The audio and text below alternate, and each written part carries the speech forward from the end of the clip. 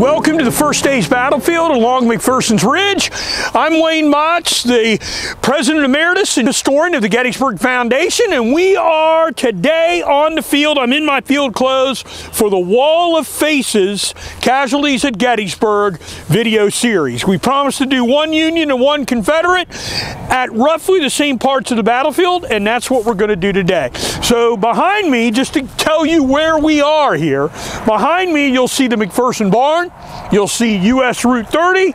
You'll see the McPherson Wood Line located there. And then off over here to the left, if you want to pan off over here to the left, you'll see the fields between the McPherson Ridge and the Lutheran Theological Seminary, which is off to the left of the frame here. On July 1st, 1863, in the morning, the Confederate soldiers advanced from the west, heading east up against the Union position here. And one of the regiments fighting here on July 1st was the 6th Wisconsin of the Iron Brigade. And that's the memorial just down below us. So let's come down here and take a look. Now, on July 1st, 1863, one of the soldiers of the 6th Wisconsin Infantry Regiment was Charles A. Keeler. Keeler was a member of B Company of the 6th Wisconsin Infantry Regiment. He was born in Buffalo, New York in November of 1840. That makes him about 22 years old here at the time of the Battle of Gettysburg. And right off over here to our right, Keeler, along with the 6th Wisconsin, will come charging across this field into Confederate soldiers that are down inside this railroad cut. The Confederates overwhelmed the Union troops here, and the Confederates got into this railroad cut on July 1st, 1863. And meanwhile, Charles Keeler with the 6th Wisconsin is attacking across this field to strike the Confederates that are inside this railroad cut. Somewhere in the field out here in front of us, Keeler is struck through both of his ankles and he goes down wounded. That wound will take him out basically for the rest of the Civil War. He will enlist in the 22nd Veterans Reserve Corps. That's a unit for soldiers that aren't wounded severely enough to be discharged, but are really placed on light duty. And that's what he will do for the rest of the American Civil War. His home is St. Joseph's, Michigan, on Lake Michigan. That's where he came at about age 10. According to some of the sources we have, we know he sailed the Great Lakes with his father.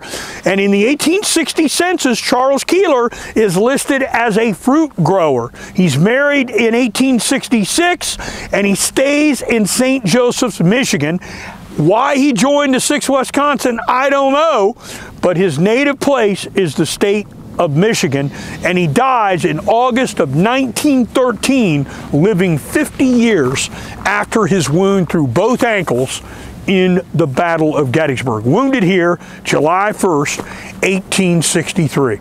We just spoke about Charles Keeler of the 6th Wisconsin Infantry Regiment here at Gettysburg, wounded in both ankles. Our Union soldier for the Wall of Faces video that we're featuring here, and that's the monument that's right over here behind my left shoulder to the right of your frame. Let's talk a little bit about the Confederates that the 6th Wisconsin are charging here, because that's going to be our Confederate story here for this July 1 video for the Wall of Faces. That's Alfred Horatio Belo. Major Belo was the major of the 55th North Carolina Infantry Regiment. He was from Forsyth County, North Carolina, and he was 24 years old here in the Battle of Gettysburg, born in May of 1839. On July 1st, 1863, the 55th North Carolina is on the very left of the Confederate line for the brigade under the command of the nephew of the President of the Confederacy, Joe Davis. And the 55th attacks the right of the Union line on the morning of July 1st, 1863, north of the Chambersburg Pike, out north of where we're at. That's off to the right of your screen. and the colonel of that unit is shot down, John K. Connolly, and Belo stops and says, "Are you severely wounded?" And he says yes, and Colonel Connolly looks at him and he says, "Take the colors and stay ahead of the Mississippians. Don't let the Mississippians get ahead of you."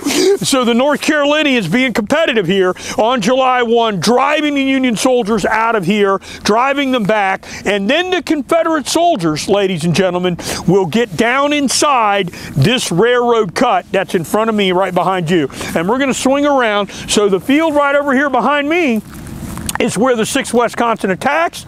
This is where Charles Keeler is shot through both of his ankles. And then let's move around over here, and you can see the railroad cut going into town. Now, on July 1st, 1863, the railroad stopped in the middle of downtown Gettysburg. Abraham Lincoln had to give a Gettysburg address at Gettysburg because he couldn't go anywhere else, ladies and gentlemen, on the railroad train. The train ended right here. This cut was put out here west of Gettysburg as early as the 1830s, and they could not afford the funding for the railroad.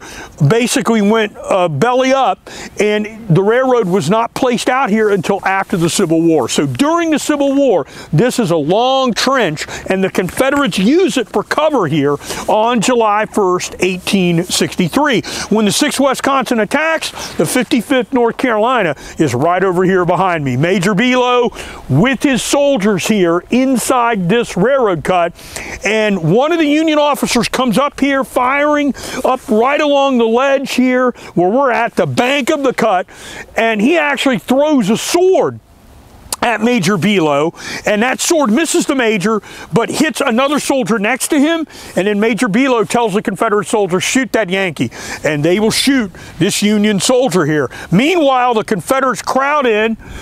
Many of them are captured down in the railroad cut, but Major Belo, with a portion of 55th North Carolina, is able to move off to the left of your screen and to fight the rest of the day. He will be wounded in the leg at the close of the battle later in the day, a pretty severe wound. He'll be wounded later in the American Civil War, and he dies in 1901 and is buried in North Carolina. But he was a very famous newspaper person after the Civil War. He founded the Galveston newspaper, the daily newspaper there, and then as a I'd say a spin-off, if that's the right word, but as another newspaper, he founds the Dallas Morning News, which is one of the largest newspapers in this country even today.